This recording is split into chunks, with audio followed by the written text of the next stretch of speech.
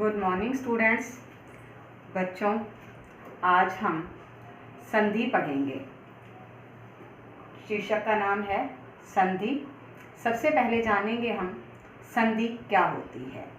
संधि दो वर्णों के परस्पर मेल से संधि बनती है। दो वर्ण यानी कोई भी दो वर्ण के बारे में सब जानते हैं। वर्ण क्या होते हैं? स्वर और व्यंजन। स्वर और व्यंजन, ये इन सब को वर्ण का नाम दिया जाता है। तो जब भी दो वर्ण मिलते हैं और दोनों को मिलाने से आपस में जो परिवर्तन होता है उसे संधि कहते हैं। संधि को जानने से पहले बच्चों कुछ शब्दों को जान लेना जो संधि में बार बार प्रयोग में लाए जाते हैं, वो अत्यंत आवश्यक है। तो आइए हम जानें संधि से पहले हमें किन किन बातों को जानना आवश्यक होता है। सबसे पहले जानेंगे बच्चों हम पूर्व पद और उत्तर पद। पूर्व पद, उत्तर पद, इसके साथ ही जानेंगे हम संयोग। संयोग क्या होता है ये भी जानेंगे और वर्गों के बारे में जानेंगे। वर्ग क्या होता है। आ गया समझ में? हमने पढ़ी संधि। संधि में हमारा आया वर्णों के मेल से संधि बनती है। और फिर वर्ण क्या होते हैं वो हमने जाना। स्वर और व्यंजन ये वर्ण होते हैं। और इसके लिए हमारे लिए जानना आवश्यक है पूर्व पद, उत्तर पद, क्योंकि जो परिवर्तन होता है वो पूर्व पद के अंतिम वर्ण में या उत्तर पद के प्रारंभिक वर्ण में होता है। तो संधि में दो पद होते हैं, एक होता है संयोग तथा एक होता है वर्ग। इन सब के बारे में जानेंगे हम। वर्ण, किसी भी छोटी से छोटी ध्वनि को वर्ण कहते हैं, आप सब जानते हैं। स्वर क्या होते हैं और व्यंजन क्या होते हैं? स्वर संस्कृत भाषा में ऐसे वर्णों को कहा जाता है जो बिना किसी वर्ण की सहायता से बोले जाते हैं, जैसे ए, आ, ई, ये स्वर होते हैं। और व्यंजन जिनका उच्चारण करने के लिए हमें स्वरों की सहायता लेनी पड़ती है उसे व्यंजन कहते हैं, जैसे क, ख, ग इत्यादि। तो ये स्वर इस तरह के 11 स्वर होते हैं और यह 33 व्यंजन संस्कृत भाषा में होते हैं। इसके बाद आता है बच्चों हमारा पूर्व पद। पूर्व पद क्या होता है? जैसा कि हमने जाना वर्णों को मिलाने से संधि बनती है। तो इसमें दो पद होते हैं। जिस तरह से हमारे पास एक उदाहरण है गज प्लस इंद्र है, ये दो पद हैं। इसको हम पूर्व पद कहते हैं और इसको हम उत्तर पद कहते हैं। इसके बाद आता है हमारा वर्ग। वर्ग क्या होता है? वर्ग जो हमने अभी व्यंजनों के बारे में पढ़ा, 33 व्यंजन होते हैं, जिसमें से इसको 3 श्रेणियों में रखा गया है।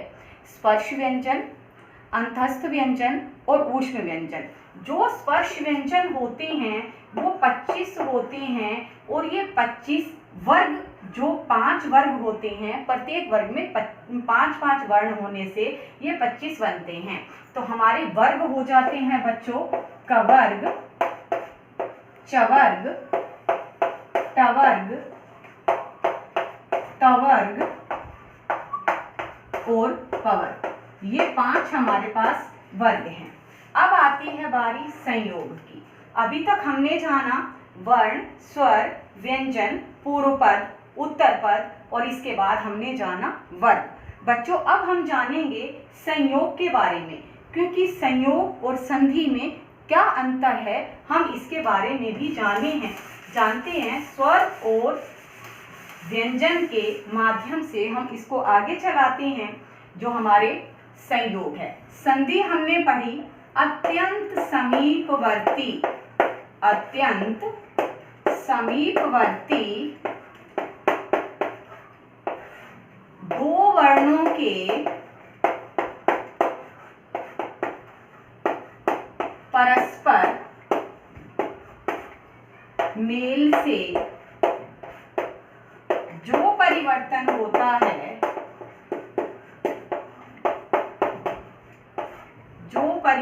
होता है, उसे संधि कहते हैं।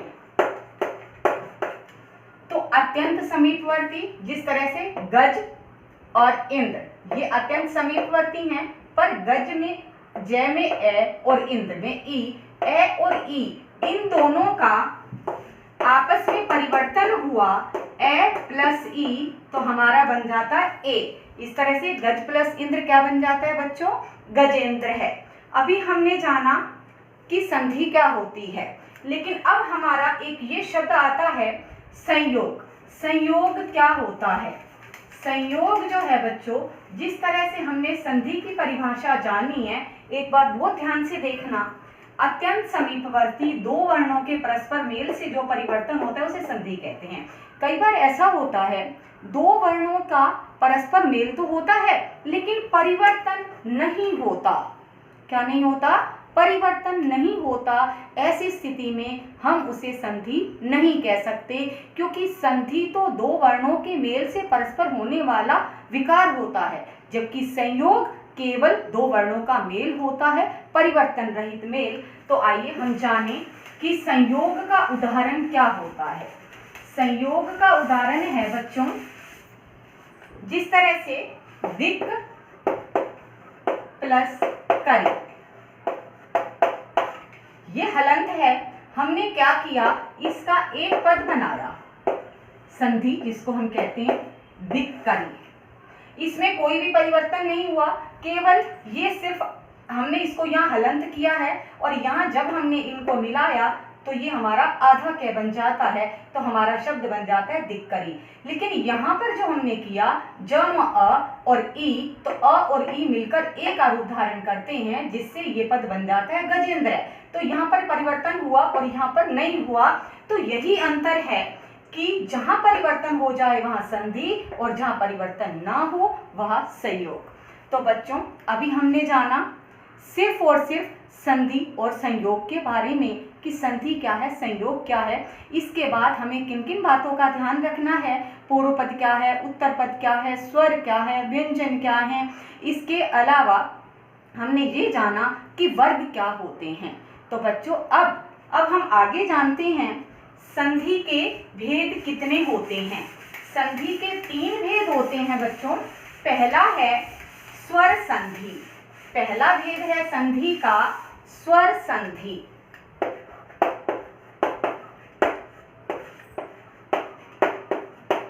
स्वर संधि। दूसरा है इसका व्यंजन संधि और तीसरा है विसर्ग संधि। बच्चों स्वर संधि, स्वर संधि, स्वर का अभी हमने संधि की परिभाषा जानी, लेकिन स्वर संधि के जैसा कि नाम से स्पष्ट है कि स्वर का स्वर के साथ मेल होने पर जो परिवर्तन होता है उसे स्वर संधि कहते हैं। आप पढ़ चुके हैं इसको, विद्या प्लस आलय विद्यालय। व्यंजन संधि जो होती है, व्यंजन का व्यंजन के साथ मेल या व्यंजन का स्वर के साथ मेल व्यंजन संधि कहलाती है। और विसर्ग संधि जो है वो होती है विसर्गों का स्वर के साथ मेल या विसर्गों का व्यंजन के साथ मेल, विसर्ग संधि कहलाती है। तो आइए बच्चों, हम स्वर संधि कक्षा 9 में पढ़ चुके हैं और अब हम कक्षा 10 में पढ़ेंगे व्यंजन संधि, क्योंकि यह संधि आपके पाठ्यक्रम में शामिल नहीं है। तो इसलिए हम व्यंजन संधि और विसर्ग संधि इनके बारे में ज्ञान प्राप्त करेंगे। तो आइए हम शुरू करते हैं बच्चों व्यंजन संधि से। तो सबसे पहले आता है हमारा व्यंजन संधि किसे कहते हैं। जैसा कि हमने बताया कि व्यंजन संधि व्यंजन का व्यंजन के साथ मेल, अर्थात व्यंजन प्लस व्यंजन, यानी पूर्व पद के प्रारंभ में पूर्व पद के अंतिम वर्ण व्यंजन होना चाहिए और उत्तर पद का प्रारंभिक वर्ण व्यंजन होना चाहिए। तो व्यंजन और व्यंजन दोनों मिलकर व्यंजन संधि बनेगा। दूसरी स्थिति में व्यंजन का स्वर के साथ मेल भी व्यंजन संधि कहलाएगा। अब हम इन दोनों का उदाहरण देखते हैं बच्चों। व्यंजन का व्यंजन के साथ मेल जिस तरह से हम करते हैं, पहले का एग्जाम्पल लेकर, जगत प्लस ईश है, जगत प्लस नाथ है, ते व्यंजन है, नाथे में न व्यंजन है, तो क्या बन जाता है बच्चों हमारा जगन्नाथ है। तो ये हमारा एग्जाम्पल ये वाला आ जाता है कि तय भी हलंत है तो ये व्यंजन हो गया तय, और न तो व्यंजन का व्यंजन के साथ मेल जगन्नाथ है। दूसरा है हमारा व्यंजन पर स्वर, व्यंजन प्लस स्वर में जगत प्लस ईश है, जगत प्लस ईश है। तय में व्यंजन है ये तय क्योंकि इसमें कोई स्वर नहीं है, और यहाँ पर ई स्वर है, तो क्या बन जाता है ये जगदीश है। तो मेरे ख्याल में ये नियम आपकी समझ में आ गया होगा कि व्यंजन संधि क्या होती है, क्योंकि वास्तव में हमारा शुरुआत का जो चैप्टर है वो यहीं से शुरू होता है व्यंजन संधि से। तो हमने व्यंजन संधि की परिभाषा समझ ली है। इसके बाद बच्चों व्यंजन संधि के यूं तो बहुत सारे भेद होते हैं, लेकिन अभी आपके पाठ्यक्रम में जो शामिल है वो केवल एक पहला नियम है, वर्ग का पहला अक्षर तृतीय में परिवर्तन। वर्ग का पहला अक्षर किसमें परिवर्तित करना? तृतीय में। और दूसरा नियम है हमारा वर्ग का पहला अक्षर पंचम अक्षर में परिवर्तित। समझ में आया बच्चों? हमारे पास व्यंजन संधि के यूं कहने को तो बहुत सारे भेद होते हैं, लेकिन हमारे पाठ्यक्रम में केवल दो नियम दिए हुए हैं। पहला है वर्ग का पहला अक्षर तृतीय में परिवर्तन, दूसरा है वर्ग का पहला अक्षर पंचम अक्षर में परिवर्तित। बच्चों आपको मैंने पहले बता दिया है वर्ग क्या होते हैं, एक बार हम ये जान लेते हैं। जिस प्रकार का वर्ग है पहला, क वाली लाइन से जो शुरू होते हैं अक्षर उनको हम कवर्ग कहते हैं। जो ये 5 वर्ण हैं बच्चों ये कवर्ग है। तो यहाँ पहला नियम करेंगे हम, पहला अक्षर तीसरे में कैसे परिवर्तित करना है। पहला अक्षर का किस में परिवर्तित हो जाएगा? ग में। इसी तरह से च वाली लाइन, दूसरा है चवर, तीसरा अक्षर इसका होता है ज। इसके बाद ट वाली लाइन का ड, त वाली लाइन का द, और प वाली लाइन में ब। तो हमने इसे परिवर्तित करना है। पहले अक्षर को 5 वर्ग ले लिए हमने, पहले अक्षर को तीसरे अक्षर में परिवर्तित करना ये हमारा पहला नियम है। तो अब हम जानेंगे कि वर्ग का पहला अक्षर बच्चों तृतीय अक्षर में कब परिवर्तित होता है।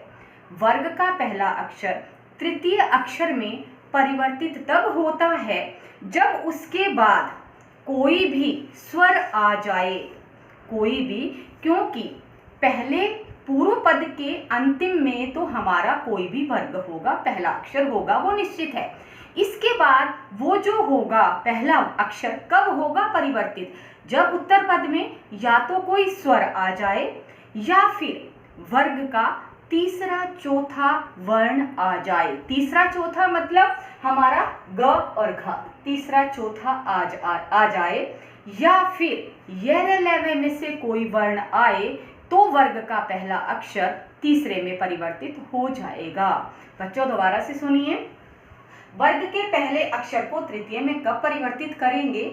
जब हमारे वर्ग के पहले अक्षर के बाद में कोई भी स्वर आ जाए, या वर्ग का तीसरा चौथा वर्ण आ जाए, या यह में से कोई वर्ण आए तो वर्ग का पहला अक्षर तीसरे में परिवर्तित हो जाएगा। आइए हम देखते हैं इसके उदाहरण क्या हैं। क्रम से करेंगे हम। जैसे पहले अक्षर में कवर्ग है हमारा, कवर्ग को हम किस में परिवर्तित करेंगे? जिस तरह से वाक प्लस ईश है, कै है, कै को हमने तीसरे में परिवर्तित करना है। कब करना है? जब पीछे कोई स्वर आ जाए, तो हमारा आ जाता है वागीश है।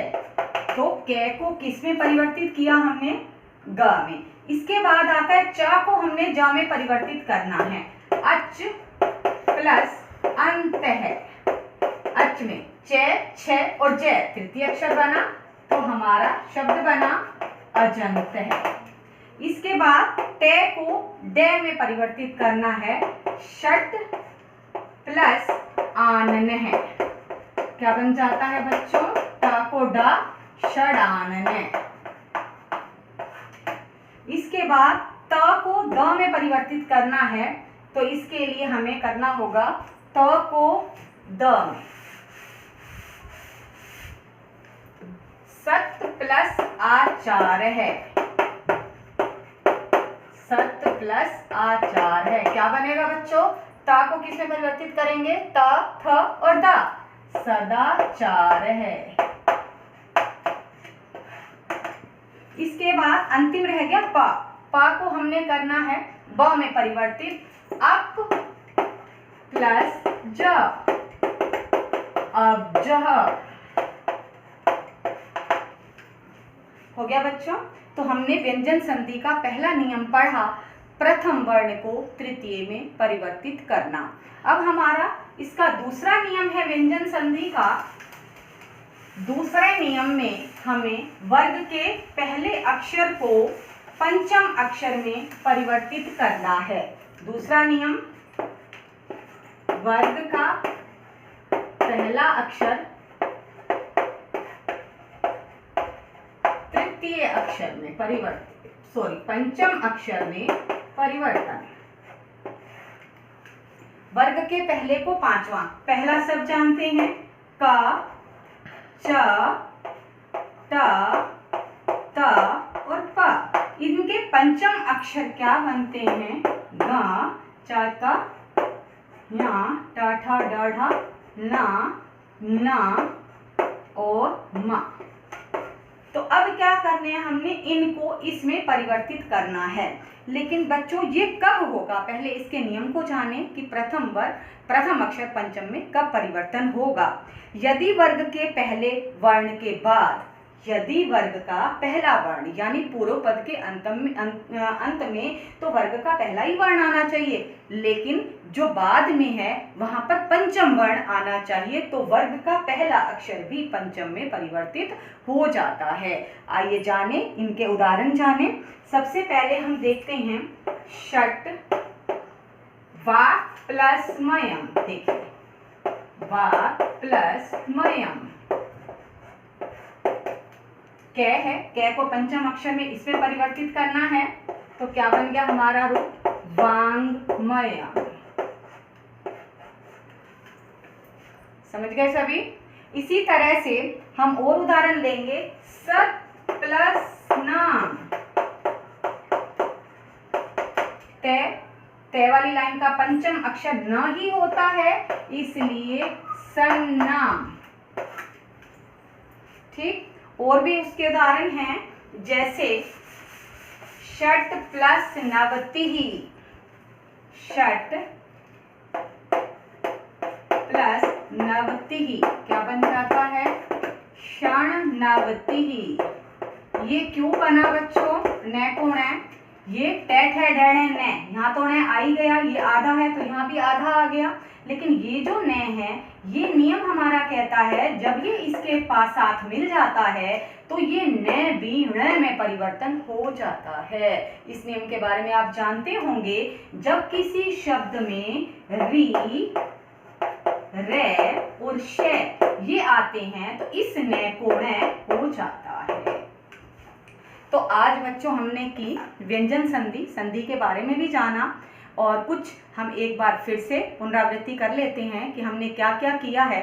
हमने किया है संधि क्या होता है, संयोग क्या होता है, इसके साथ ही हमने पूर्व पद, उत्तर पद और वर्गों के बारे में पढ़ने के उपरांत संधि के भेदों के बारे में पढ़ा है, लेकिन उसमें विस्तार से वर्णन हमने किया है व्यंजन संधि का, और व्यंजन संधि के दोनों भेदों को हमने जाना है। धन्यवाद।